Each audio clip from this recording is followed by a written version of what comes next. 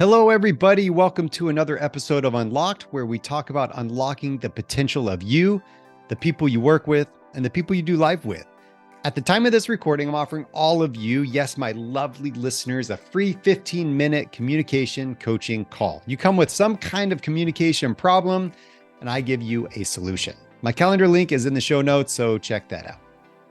My friends, you are about to meet someone who is super easy to talk to, very pleasant, but very knowledgeable, very capable, and has a ton of experience when it comes to the world of HR. In fact, she's been in the world of HR for over 20 years as a people leader and HR advisor. She optimizes workplaces. She helps them thrive through this idea of agile leadership, agile HR principles. And how do we do that? Through alignment, organizational alignment, and treating humans as humans, people as people, valuing the people more so than just the process and the profit, the system's profit stuff. Sure, that's all part of it. We need it, necessary, but the people need to come first. And that is her philosophy. We talk about that injustice a bit in her interview, and you're going to find it pretty interesting. She guides leaders. She helps them do this. Before she founded her company in Agile and HR, Mindy held a chief people officer role at TCP Software and HR leadership roles at Care.com, Spiceworks Ziff Davis, and Expedia. She sits on the nonprofit Love and Justice International Board. They help fight trafficking. And she has also co-founded Austin Women in Agile meetup. She's a leader and lead co-organizer in launching Disrupt HR Austin 3.0. Ton of experience. So if you want to know something, oh yeah, by the way, she's a super connector. So please connect with her. She has so much to give and she wants to give it. That's the thing about super connectors. They get the gratification in giving and knowing that you were able to profit from that giving in some way, not profit monetarily. If that's your thing, fine. But just you were able to gain something out of it. So connect with Mindy. Here we go.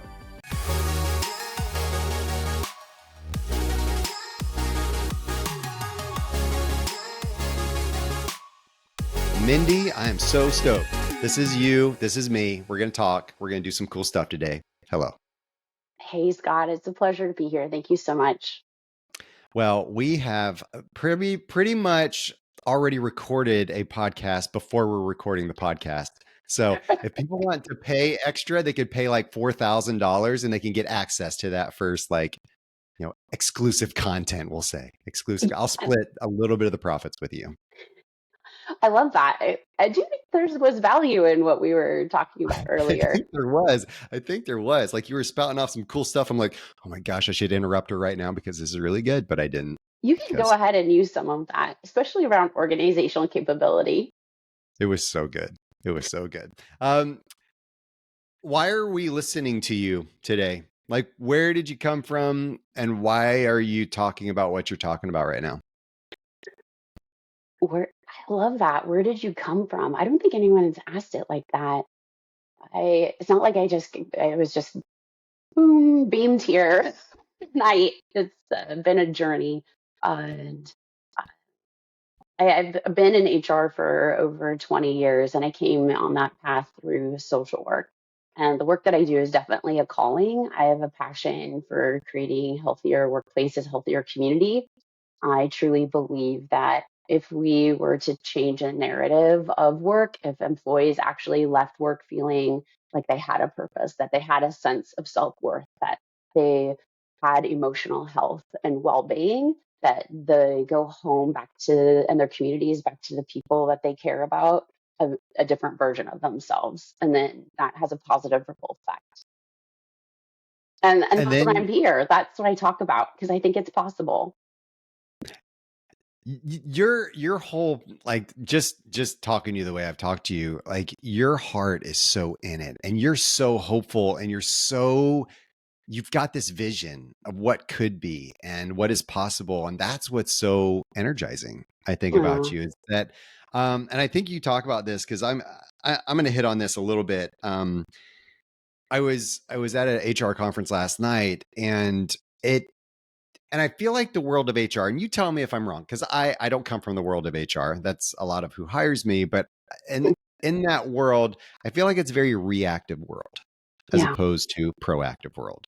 But you talk about that and the idea of embracing agility and Mhm. how do we move from reactive to proactive? Can you talk about that concept?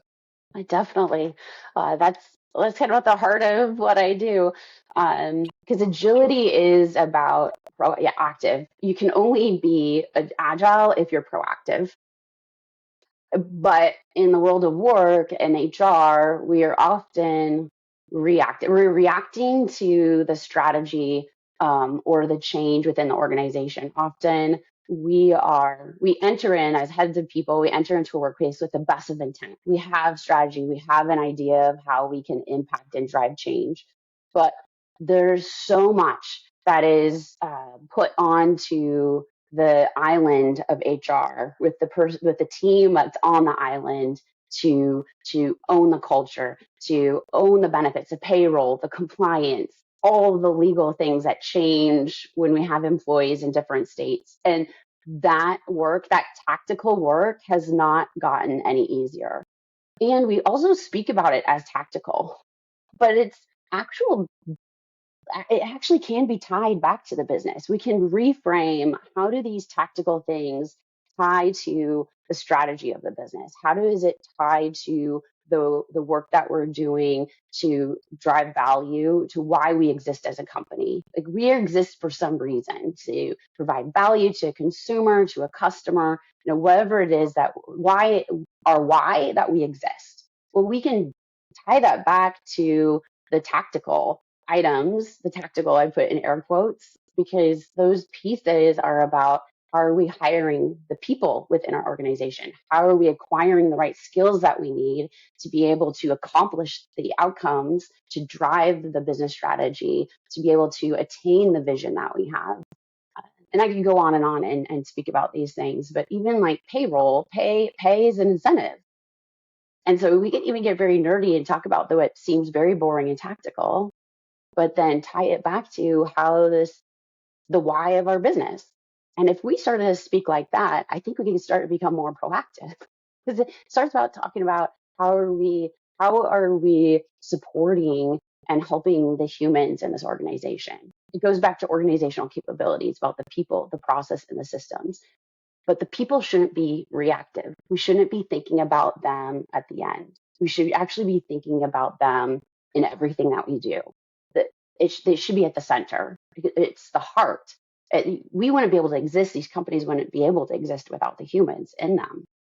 And can you think about what that would look like? And there's organizations that do this well, and the ones that do are pretty amazing. We don't necessarily hear about them, but one that I recently read about was the Tirani, the syrups that you like see in the coffees and the liqueurs, and that company's been around for a very long time, and it is pretty lean, and it's been pretty successful. And their CEO, when they were talking about, and as a company, they've never done a layoff, even through like the economical difficulties, like such as the pandemic and other times, they've never laid off one person. She said, as a CEO, people often look at the financials, but they go to the non-financials first, because it's about the humans. They wouldn't be able to make the syrup without the humans.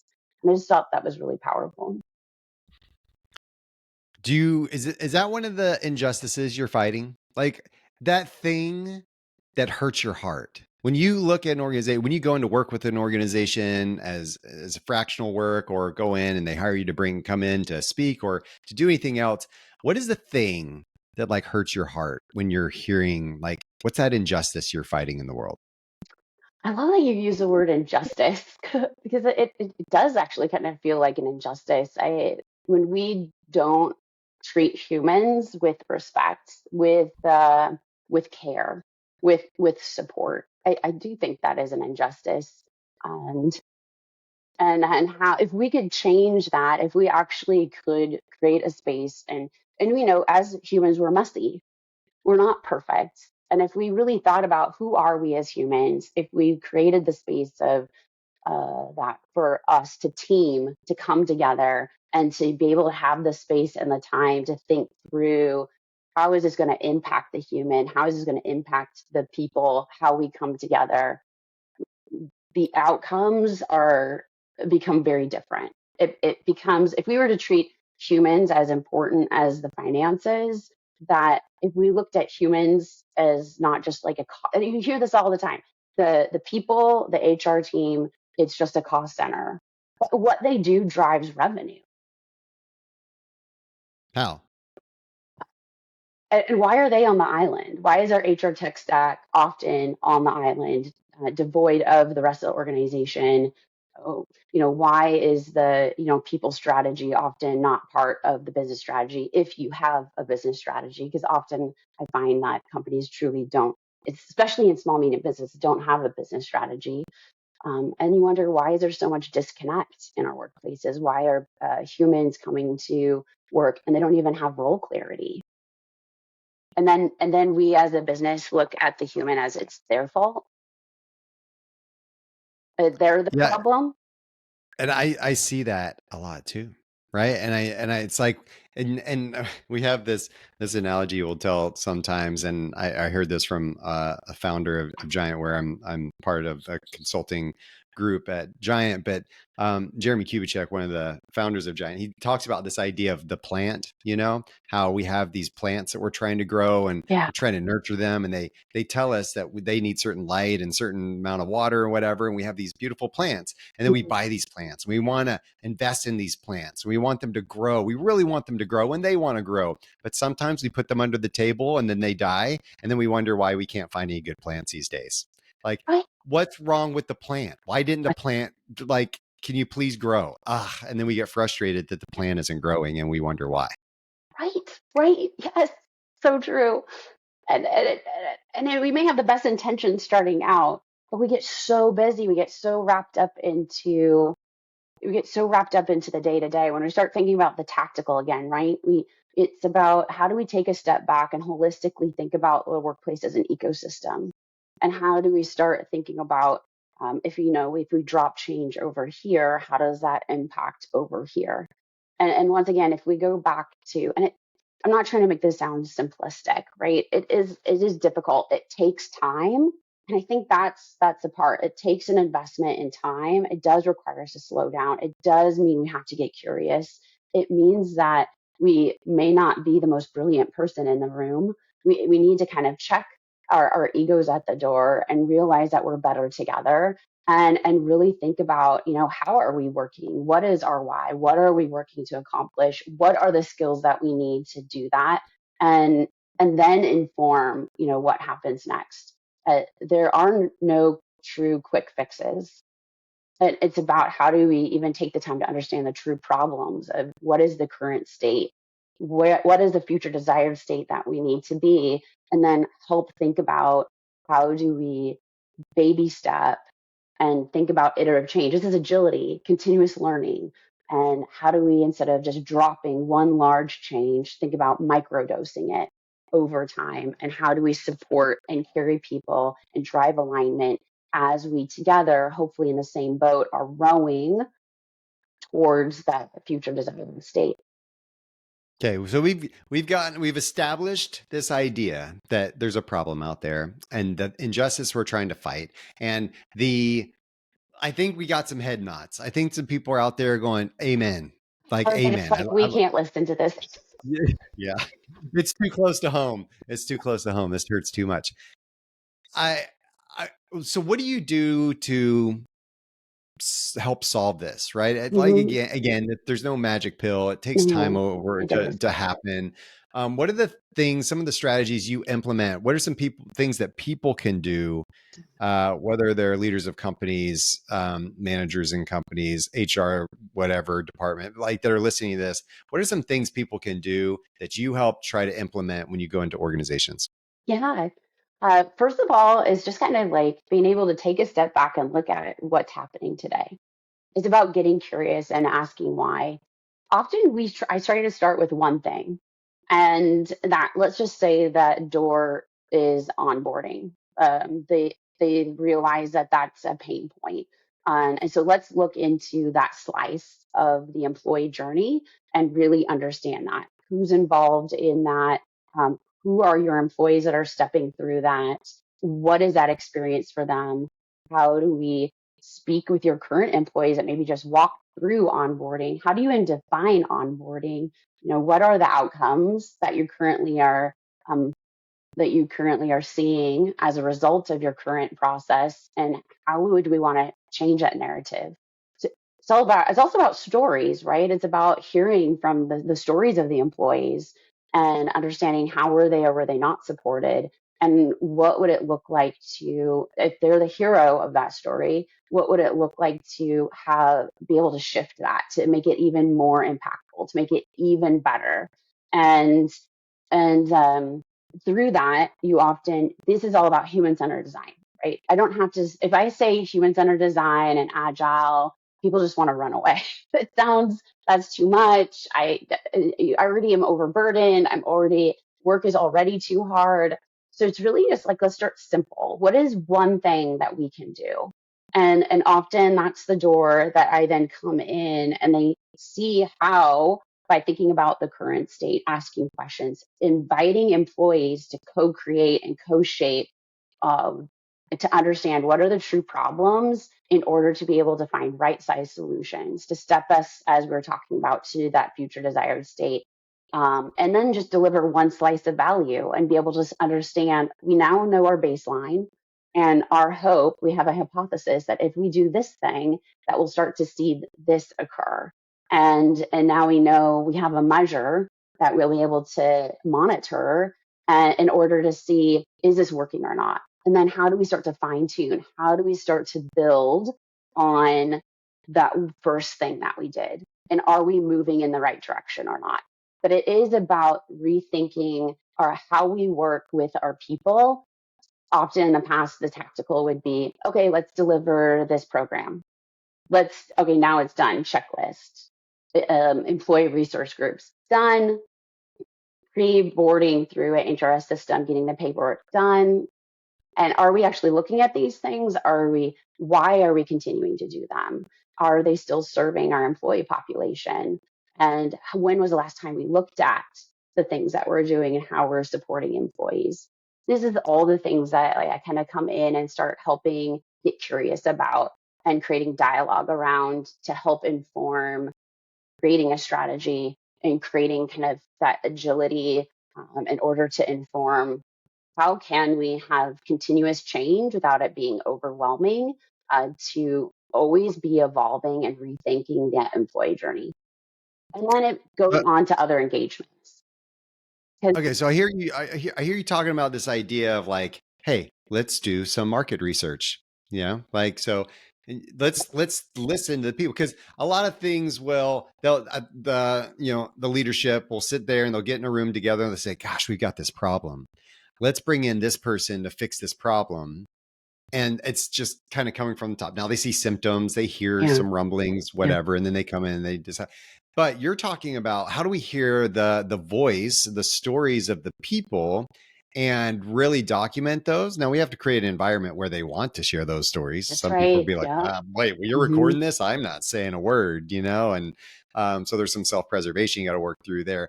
But if we create an environment and really go in and start to analyze these stories and what they are, what you're talking about is intentional program development. Like, you're talking about intentionality here, because as opposed to reaction, that's what we're talking about. Leadership sits in a room, they decide what we think we need to fix, bring in a consultant, bring in somebody to help fix it, or they try to fix it internally and they just go with it.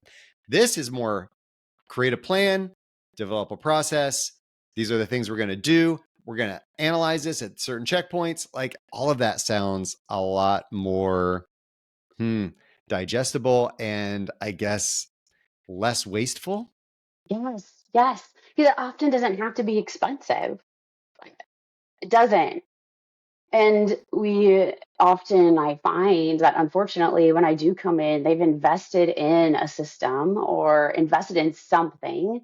And because they didn't understand the true problem, they just put a band-aid on it and it didn't work. And and if you go into why did we purchase the system, and they didn't actually they may have talked to one or two people, but they didn't truly get into the day in the life of the employees that this system was impacting, or the employees who would be using the technology. I think that's really important. I Mm-hmm. mean, you wouldn't think about doing that if you were a company. I don't think you would think about doing that if you were developing a product for a consumer. Like you're just going to go, I don't know, we're just going to kind of put this out there and see what happens. Now, you do that to a certain extent. You do some market testing and Yeah. whatever. But I don't think companies do that when they think about their internal development of their people or anything like that. It's so interesting Yes. when you think about those Right. things. Right. And how much powerful, like we think about our consumer brand. And you're right. How we have like all these tools to capture like the net promoter score of the service that, or whatever the value that we're bringing to our customers. There's so many choices, and that reoccurring revenue. If you're a subscription based service, like you're always thinking about renewals, upselling. How are we supporting our customers? If you took the same tools and thought process, not that it's 100% cut and paste. I'm not saying that, but if you took some of those learnings and thought about how do we think about our employer brand? Because for me, I think about in HR, every day we do have reoccurring revenue and our humans deciding to come to work. And that's like they're signing up. They're signing up. They have a choice and they're coming to work. And how are they coming to work? Are they coming to work 100%, 60%, 50%? And so some ways we also have a churn rate, just like we look at the churn of our customers. I love that. Coming from the brand strategy world and things that I did in my past life, I think about this a lot, and Mm, I put this spin on kind of like developing your leadership brand and what's your team's brand and yeah. what is the brand that you're representing? Are you the team that always acts that way, or that leader that always acts that way? Like, what is your brand that you're carrying throughout? And people are loyal to that, or they're not loyal to that. And I love this idea, this next level of recurring revenue from our that is what's happening. Yes. Yeah. I mean, we're selling somebody on coming to work Yeah. for us. That's right. They buy it, Yeah. they want it, then they choose us, Hmm. and we have to build that relationship. Yeah. And people will either become loyal to us so that when we have things happen like a pandemic, they say, you know what? We know times are rough and we're with you. Like we're not going anywhere. Versus, wait, yeah, I'm out. Like this isn't cool. I'm going to go over here. And then we sit there and we wonder why people aren't loyal. And we go, bah, people aren't loyal anymore. Those young people, they're not loyal anymore. And it's like, I don't think it's I don't think it's them necessarily. Mm-mm. So I love this churn rate. I love that whole idea. That's really smart. Very cool. Thanks.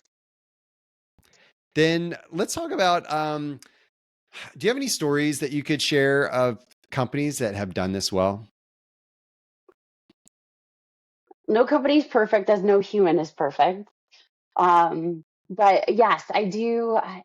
There are like companies that I've also like learned from, right? I think that one of the companies that really stood out to me, that I think for the first time I saw the power of really bringing that customer and that employee together. And they actually highlighted customer stories within our town halls. They always brought in a customer, and the customer would talk about how they're using the product and how that was driving change within the organizations. And that was so powerful because you would see people in that room who had touched that product.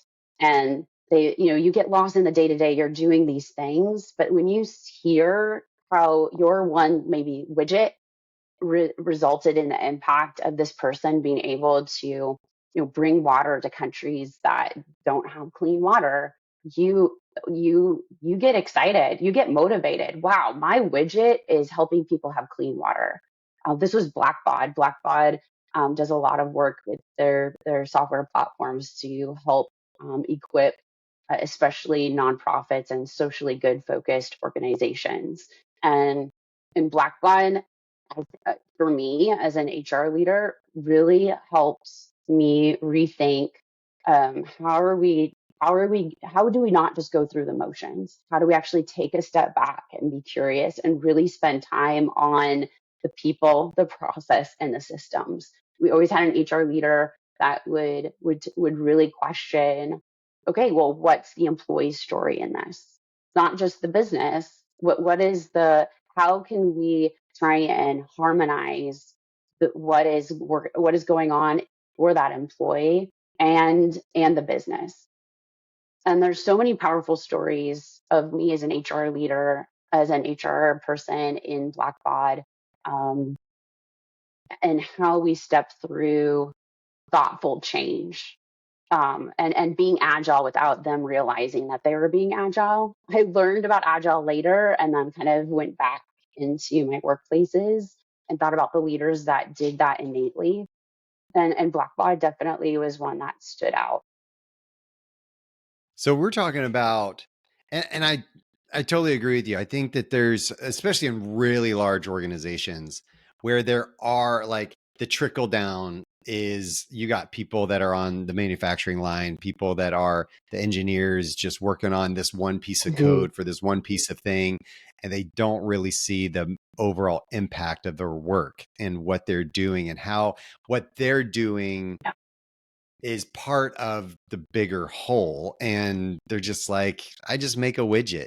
I make this one thing, I put on this arm on this doll Right. 400 times a day. Mm-hmm. And why do I matter? Why do I? And when you can connect the customer story to the employee story, to marry those two, that's Yeah. power. I think that's really cool. So I love that. And I think when you think about very large organizations, but I even like with some of the work that I do with even 50 people organizations. Now, maybe if we get below like 20, 12, you feel more of the immediacy of what you do and how it impacts. But even at 50, when I first come in, when you start speaking to individuals and you ask about, how are you driving change? Like, how is your role impacting?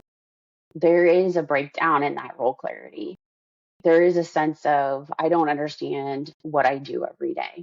I don't understand how I drive impact here. I don't understand how this company makes money and how we add value. And that's really when we start thinking about that business strategy and how are we articulating it down from that executive team down to middle managers, down to line managers. And this goes through when you have organizational alignment, when you get into that idea Mm-hmm. of what's our purpose, our values, our behavior, our mission, our vision, and where we're going, what we're doing. Are you bought in?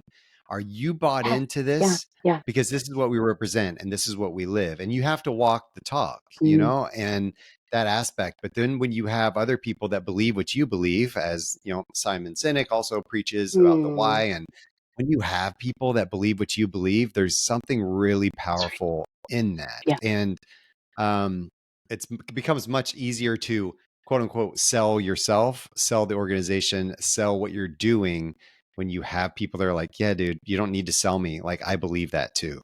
I'm on board. Like, whatever we're doing, I will put arms on that doll all day because I believe in what we're doing. Right, right. And then you just like, if you were to just then wrap that, because that's like at the core, right? If we're doing that really well, but then if you layer in like psychological safety and trust and teaming and how are we and the belonging, how are we hearing from the unique voices that we've hired? And and if we layer in that along with some other things, wow, that's powerful. That's loyal. That gets to the loyalty because then you have an emotional response. Just like when you think about habit loops, like hooking people. Like when you think about customers, right? You want to find what is that thing that we've gotten them into the habit, right? We've hooked them, and now they can't live without the product. How are we doing that for the employee? It's you need to get to the level of an emotional response, right? and and when we feel cared for, when we feel heard, when we feel supported, that you have an emotional response. When we start as employees and as peers, taking time at the beginning of meetings, hey Scott, I sense that there's something going on. What's going on today? How are we entering into this meeting? I feel seen. I feel cared for. I feel like a human. There's a lot of and we'll go back to, consumer marketing type tactic, right? Where you look at this idea of a lot of companies just do the logical brain stuff, like the thinking Mm, brain stuff of like checking the boxes yeah, of, hey, we've got this offer for you. We can pay you this money, this many days off, this whatever, and check all the boxes. But people generally don't buy based on the stats. They right. buy based on Mm, emotion. And there's a perfect analogy of this when we were shopping for a car for my wife a few years ago. It was like there was option A, option B. Option A is the one she's always wanted. Option B was much more logical. Like the warranty was insane. It was mhm, newer, had better features, like all the little tactical yeah. boxes checked. Mhm, But she wanted this one. And it was like, it was very hard for me. But it was like, okay, that's it, and she still loves it and she's still loyal to it. right. And, and she protects it and she's defensive of it. Even when I'm like, oh my gosh, the transmission in this thing is really, and she's like, nope, and there's that. And do we have that with our people? Are we just saying, hey, I checked all the boxes. You should be Mm, loyal. mhm, Or like, hold up a second. yeah, Like, yeah, yeah. where's the emotional response to all this? Right, right. And I think the agility and like with that human centered, those steps that we were talking about earlier, we we are just naturally hearing from our employees. We're naturally hearing from how are they feeling supported? How are we still serving them in in the moments that matter along the employee journey? And because of that, we are continuously improving and changing. We're able to have flexibility. We realize that we don't have a one size fits all.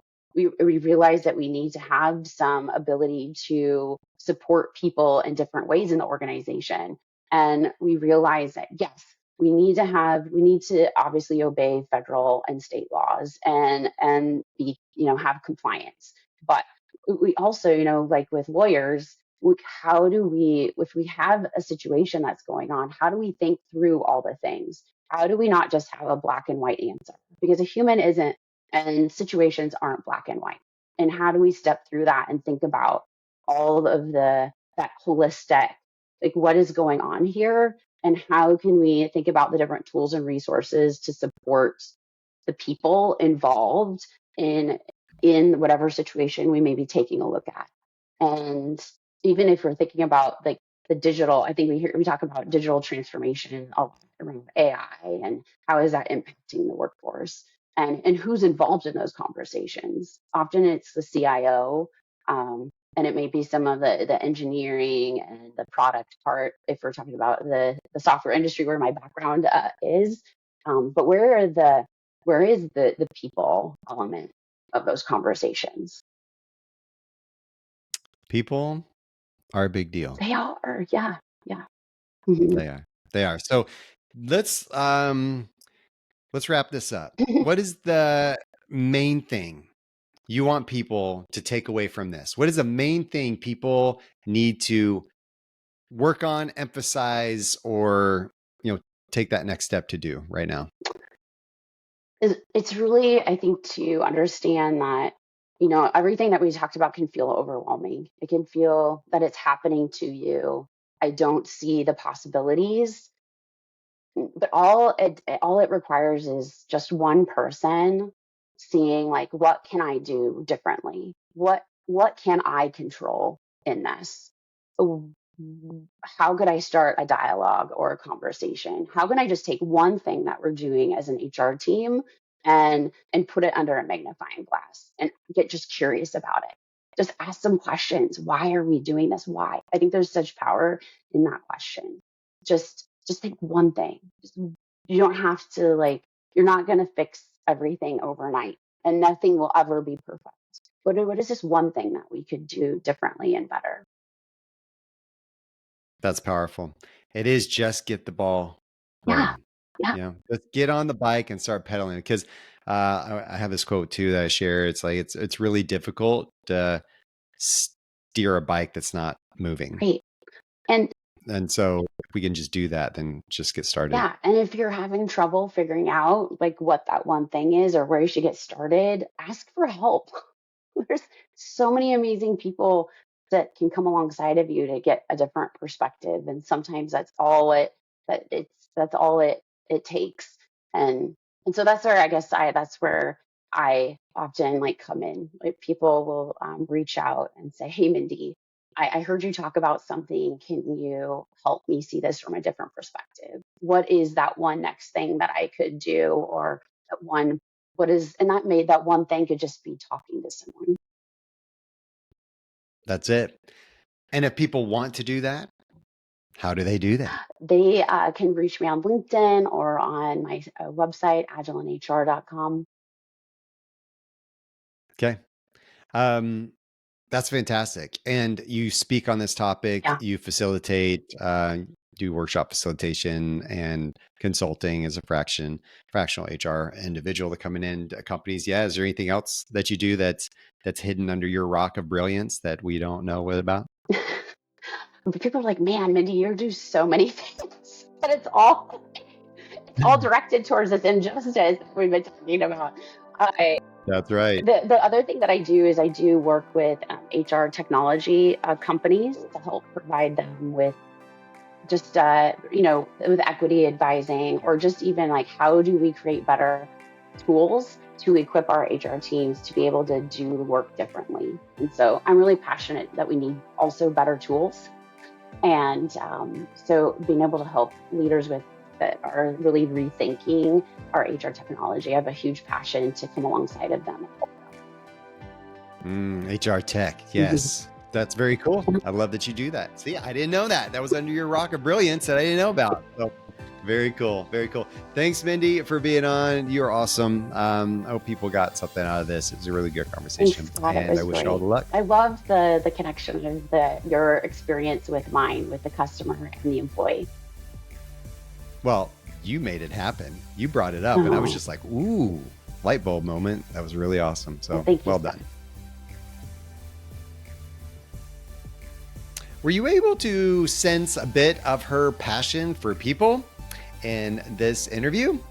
If you didn't, you probably need to go back and listen again, because her idea around people and how we listen to them and how we value them is central to making sure that your organizations are functioning well.